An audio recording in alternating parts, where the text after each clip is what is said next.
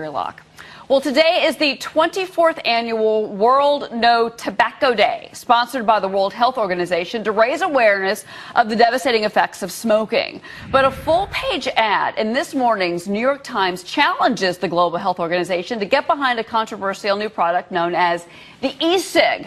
It's an electronic, non-tobacco cigarette. There it is. We're joined now for an exclusive interview by the man behind those, John Cameron. He is the younger brother of James Cameron of Avatar and Titanic fame.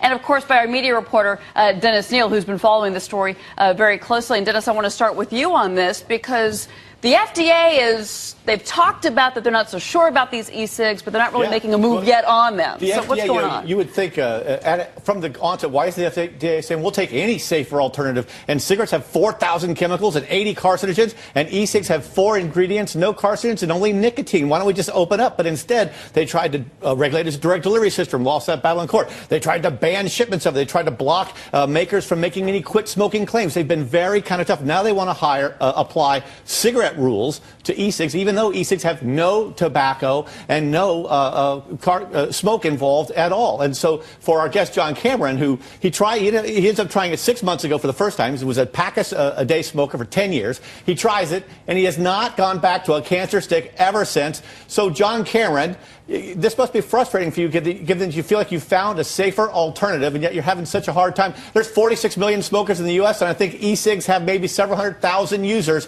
What's the basic problem, John?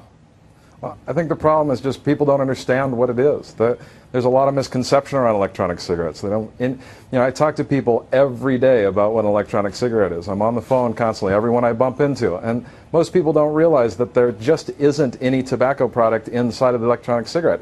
It's a nicotine delivery system. It has 4 chemicals in it. It's got vaporizing fluid that has come from asthma inhalers that have been FDA approved for 50 years. We have lots of data on what's inside an electronic cigarette. I think the thing I confront most is just misconception about what it is. It boils down to a battery and some vaporizing fluid. Yeah, so your ad in the New York Times today, very carefully lawyered, very obtuse, hard to get what you're really saying. You're supporting the WHO, even the WHO, even as you're saying you guys should study this. I mean, what you're basically saying between the lines of this ad, John, is that the FDA and the WHO, they don't get it. They're not embracing it, and they should be. Isn't that what you're saying? I think what I'm trying to do is open a dialogue. Ultimately, we have to talk about this. I mean, with 6 million lives on the line, I think any form of technology that moves forward that takes that into consideration, I think it's just too much for the human mind to wrap its head around. You have 6 million lives in jeopardy every year because of tobacco use, and here you have a technology that's off the shelf that you can put in people's hands tomorrow that's going to reduce that drastically, significantly. We have to fast-pace this. We have to get in front of the technology. We have to get out there in the world market. The FDA needs to get behind it. The WHO needs to get behind it. But what they need to do is establish an independent commission. I think we've learned a lot from tobacco smoke, and what we've learned is that science done by the industry that's promoting their technology isn't the best science. It's not in the best interest of the consumer. What we need is independent research, and we need to open that dialogue. We need to get the World Health Organization aware that this is an amazing harm reducer for the human race. The reality is it's not just the 6 million lives that you lose every year. 50% of those lives are cut down in the prime of their life.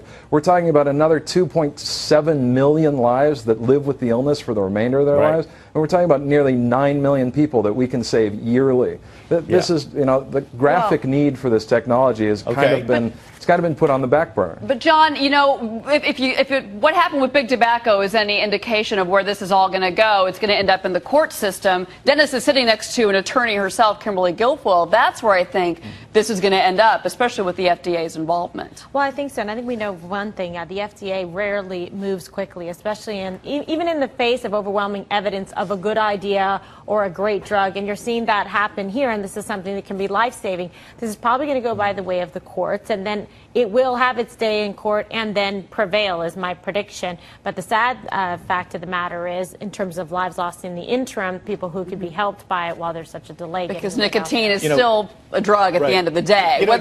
Without the smoke, fine. Right. John Cameron, I think one thing working against e-cigs is that you're caught in between. So the pro-tobacco cigarette makers don't want the product, and someone who sells Nicorette gum doesn't necessarily want your product. It's a rival. Yet the anti-smoking people people think it's anathema and it's scandalous to think of a safer cigarette at all. And because your thing looks like a cigarette and I still get to puff on it and hold it, I think the anti-smoking people think that somehow you are giving into addiction and you're not ending it.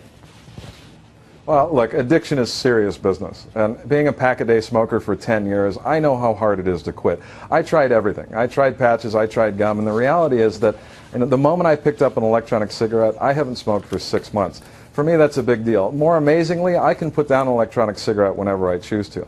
So from a very personal standpoint, I know this works. This is why I got into it. 6 months ago, trying to stop smoking, instantly stopped the moment I picked up an electronic cigarette. I didn't need to go out and do the immediate data to make the connect. I figured it out on my own. Right. But in the past 6 months, in talking to everybody, what we're learning is that to get to the FDA, to get to the WHO, to get to that conversation, we have to open a dialogue. We have to make sense of this. And the reality is that we have suffered the ills of tobacco for hundreds of years, and significant research has been done. We know exactly how bad it is for us, and here we have a replacement. We have to move on this. We can't just sit idly by. John Cameron, the CEO of SafeSig. It could be a great Hollywood movie. Talk to your brother about it. Yeah. Thanks for coming on Fox Business. Of course, we'd like to thank Dennis Neal as well. Yeah, thanks for coming on, Great stuff. John. Great job. Thanks so much for having me. Okay, well, coming up.